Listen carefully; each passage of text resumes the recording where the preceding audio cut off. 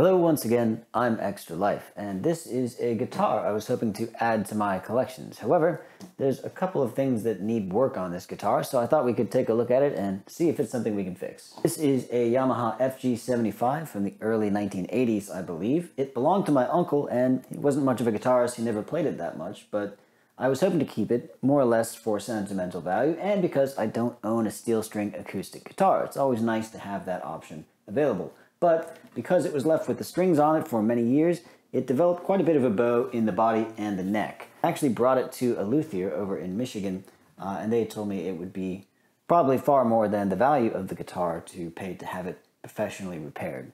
So I thought this might be a good candidate for a DIY repair, seeing as this guitar is not at the present moment in playable condition. I certainly have nothing to lose by trying to repair it myself, and I have perhaps quite a bit to learn.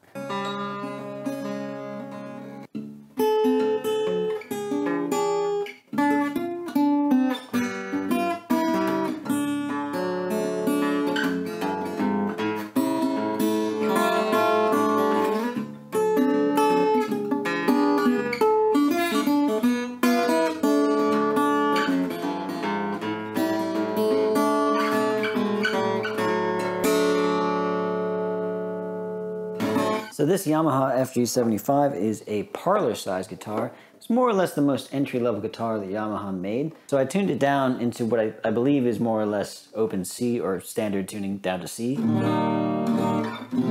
it plays all right up to about the 5th fret. But then it starts to get really tough to fret all of the strings. So what's happened is that over the years, the tension of the strings has pulled the neck more into a curved shape so that the headstock comes up. So what we're going to have to do is remove the neck entirely from the heel joint here. So there's a dovetail cut into the neck and a matching one cut into the body, and then those are glued together. So we're going to have to see if we can separate that glue using a bit of heat and mechanical pressure. And if we're lucky, it'll just come right out. We might be using a little bit of steam. If we're unlucky, then they might have used epoxy, and there's no way we're getting this thing out apart without just breaking it. To give you a basic idea of kind of where we're starting from, here's the action at the 12th fret, and you can hear, I don't know, I mean, it's almost a whole centimeter of deviation up there. If we measure it over a 1/4 inch, the action at the 12th fret is about 5 millimeters, and it is pretty tough to play. The bridge itself looks very low. It looks like it may have been filed down already, perhaps to address this problem in the past. So I would think we might want to replace this with a slightly taller bridge once we've got the neck geometry fixed. And the camber on the body itself is quite noticeable. There's quite a bit of hollow here. You can see the ruler is touching at both edges, and then there's still, I would say, probably about a 3 millimeter gap between the ruler and the body of the guitar.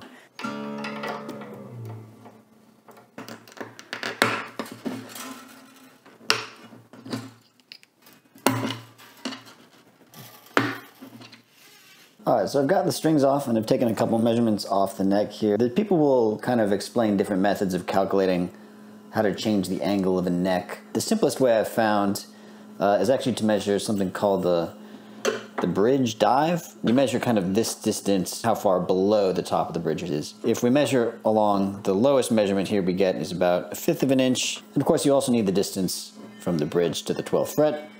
And of course you need the depth of the neck heel, which we'll measure off of the neck itself once we get that out. In any event, we're going to have to pull some of these frets and gain access to the dovetail joint underneath the fretboard here. But I don't really have a fancy steaming apparatus that we could get in there underneath the fretboard. So another technique that I've seen that I think we're going to try is actually to cut the fretboard at the joint. So we're going to remove this fret and then saw all the way through the fretboard. We're going to try and get underneath the fretboard and pull that off so that we can gain access to the whole dovetail joint and not have to go in with a needle and try and steam it that way. These nippers are not actually flush ground on the edge, and if we had flush pliers that would work a lot better. I do have side cutters that are flush.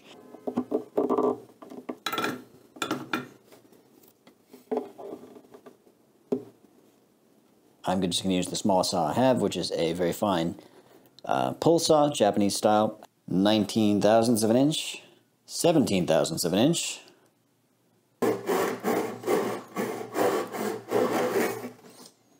All the way through there. What we need to do is apply some heat to the top of the fretboard and then get under here with some putty knives. You're going to come in here with a marking knife and just cut along the edge of the fretboard and the top. So in case there's any finish, whether that's shellac or polyurethane, we don't crack it.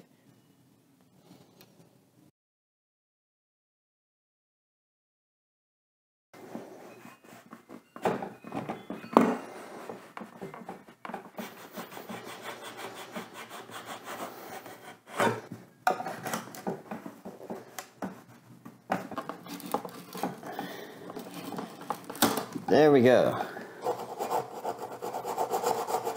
It's amazing how much it's moved, and yet it's still stuck there. Don't know what to say about that.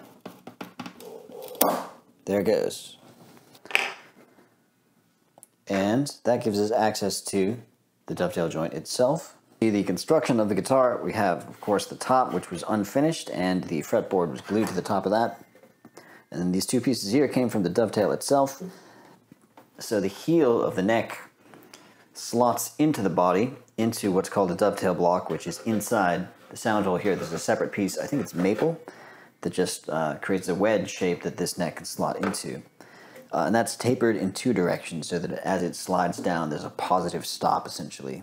And what we need to do really is soften the glue that is inside this slot. And we also need a clamping caul that we can apply some pressure with to put pressure on the back of the neck heel and the top. This is the jig I've got set up for pulling the neck out of the neck pocket here. We can see we've got it set up on the mobile workbench, and we've got it clamped down using this 2x4 here. But back here at the neck heel, we've actually got it lifted up a little bit, and we're going to clamp down on it from the top using this clamping caul, just a big 2x4. So we're going to push down on the top of the guitar. This is going to get pushed up.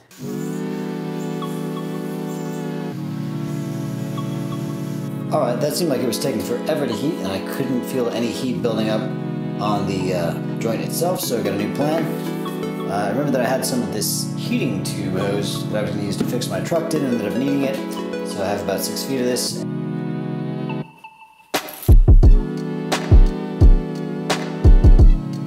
Alright, well this contraption does not work because too much steam is escaping out the sides, and not enough is escaping out the hose end. It doesn't seem to be leaking out the lid, but it's not yet coming out the end of the nozzle here.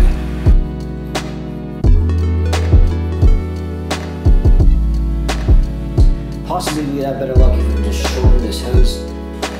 Hallelujah, we got steam, we got steam.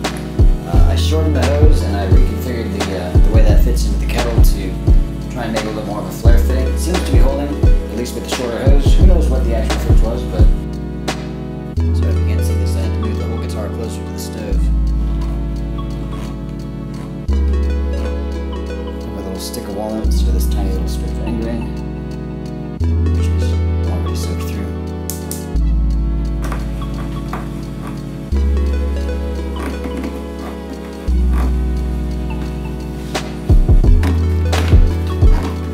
Now we just slide up.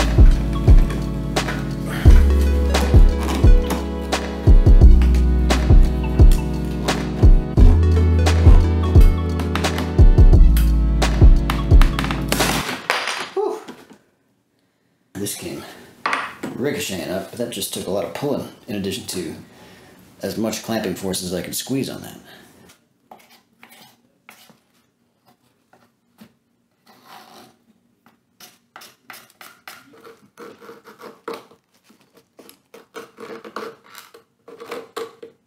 This steamer contraption, I wouldn't say it worked well, but I suppose it worked. I was really expecting this thing to come off sort of sliding a little bit by a little bit, but it really just came off like a firework, one big bang, and now it is free. So I suppose now we can start doing a little bit of figuring, working out the geometry, how much wood we actually need to take off for this heel.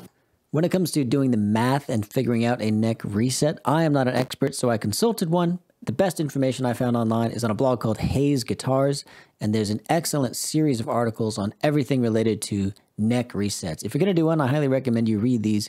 They are very clear. And on it is outlined the procedure for taking these measurements, which will allow you to plug them into the formula that gives you the amount of wood you're going to need to take off of the heel of the neck Obviously, this is the bridge dive that I mentioned previously. It's how far below the top of the bridge plate the fretboard lines up, and you can measure that with a long straight edge. There's a couple other measurements you need, and a lot of other things that go into doing a neck reset correctly. I can't go into all of them here, so I will link down below to Hayes Guitars, and I recommend you go check that out.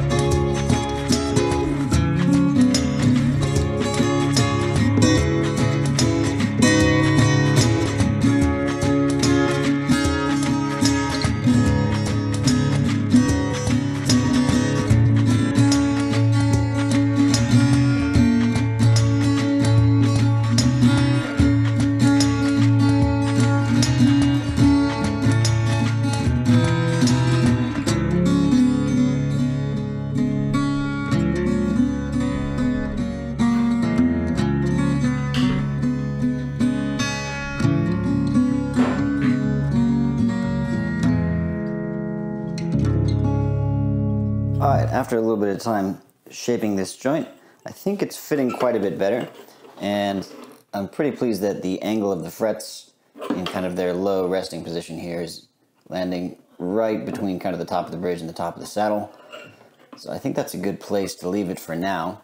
And we've introduced some new geometry to this neck, and as you can see, it wobbles up and down quite considerably, which is not surprising. Of course, we've taken a lot of material out of what is a very tight joint. So the next step, of course, is going to be the shim, the dovetail portion of the joint, to pull the rest of these faces up tight.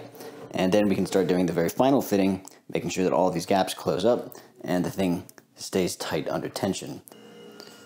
Well, I was able to get the joint reasonably tight using some paper shims, but I didn't like the way that the top of the neck was tighter than the bottom. And instead, I'm going to make some maple shims here. I've just got a piece of scrap wood that I had laid down in the garage. I'm going to grab the plane and just take some nice thick shavings from it. I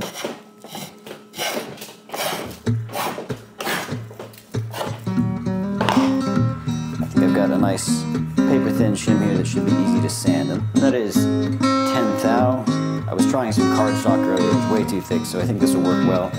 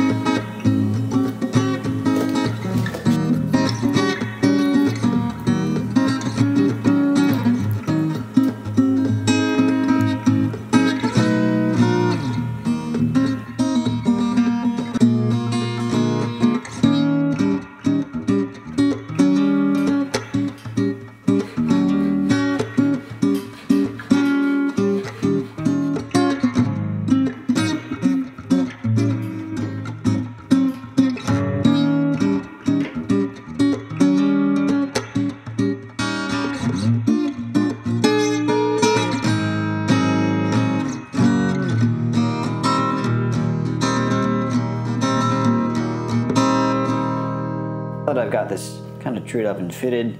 It's fitting really snug, and I think that it's all the way in the joint now, because when I put the fingerboard extension on, it sits nice and flush with the top of the fretboard, and there's no gap here at the joint. We may still have to make a tapered shim so that this sits parallel with the fretboard rather than diving away towards the sound hole, but we'll do that after we get the neck glued back on.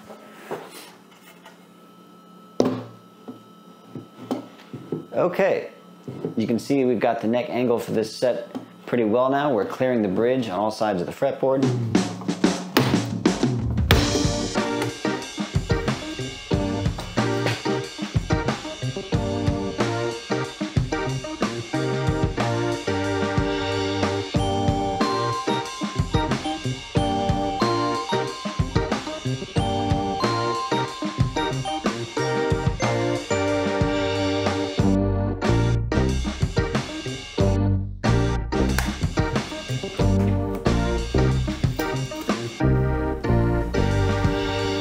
Fingerboard is going to butt right up against the neck joint here. The top of the guitar is now bent, so we need to lift this up so that it's now parallel. Just cut down this little piece of purple heart and make a wedge that goes under it.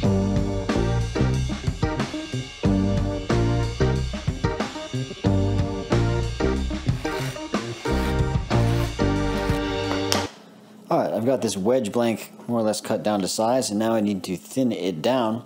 But because it's so small and I need to plane pretty much the whole surface, it's going to be kind of hard to actually hold down to anything. So I think I'm going to try a trick that I learned from Rex Kruger, which is to use a larger block, some masking tape, and some super glue to create a very strong but removable joint so that I can just stick this onto the larger block, clamp this in the vise, and then plane it that way.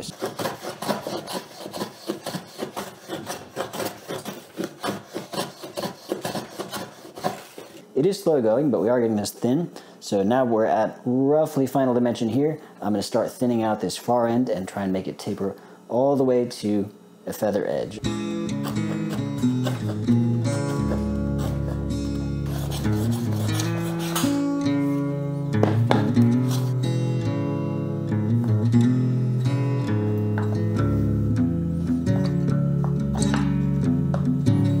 Okay, I think the rough work is about done.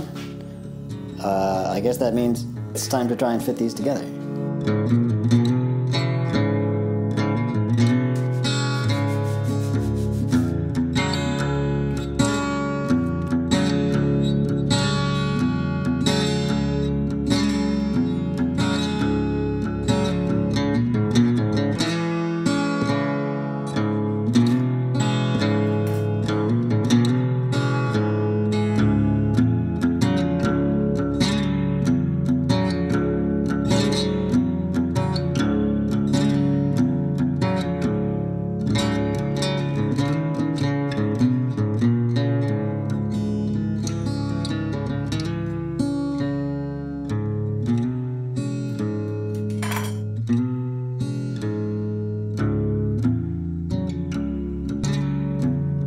Alright, got this fretboard wedge installed, so now we need to get it back onto the body of the guitar, but we haven't yet figured out the horizontal distance because we made a cut here in the fretboard.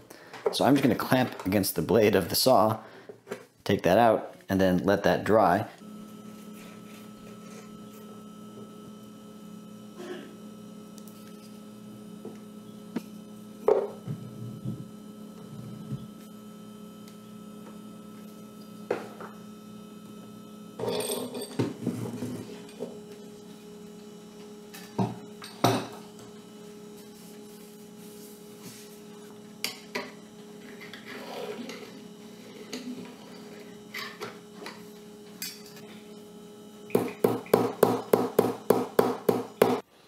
Well, there's always one more thing, and this fret went back in. It's staying in. In the middle, the action is okay. It's maybe a tiny bit high, but out on the edges here, it's just way too high.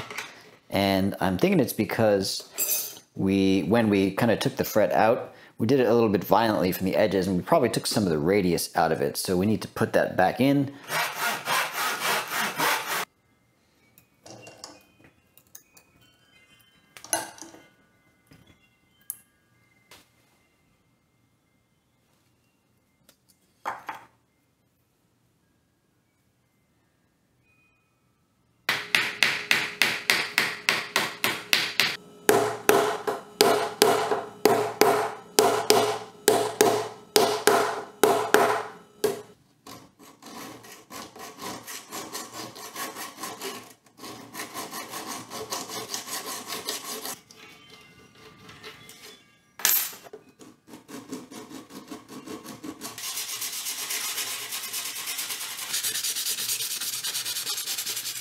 All right, I did my best at leveling and then crowning and then dressing that fret. Feels and looks okay to me. It might be a little bit flat on this bass side, but I mean, realistically, how often are you playing the bass strings up here at the 14th fret?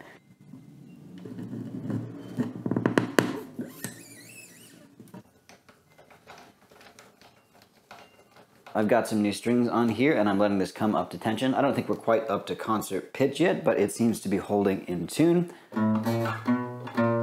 You can hear there's still a little bit of buzz on the 7th fret, and what we need to do now is kind of let this come up to tension and sit for a few days and then adjust the truss rod. But I'm going to let this sit for a few hours at least, tune it a few times, and then we'll see how it sounds.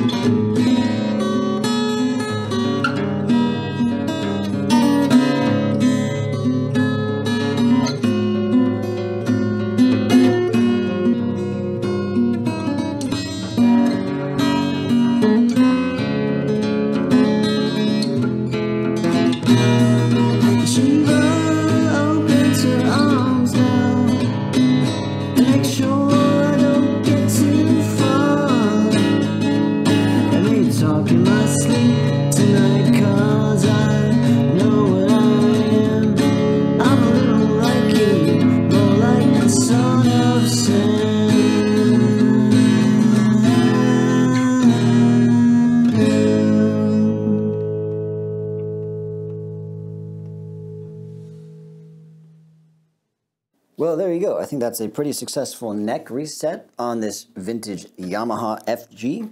I quite like this guitar. It's a fun size. It doesn't have too much bass extension down on the lower strings, but it's very bright and clear and articulate, and I think the action is actually surprisingly good. Considering this was totally unplayable before, I'm very pleased with the improvements so far.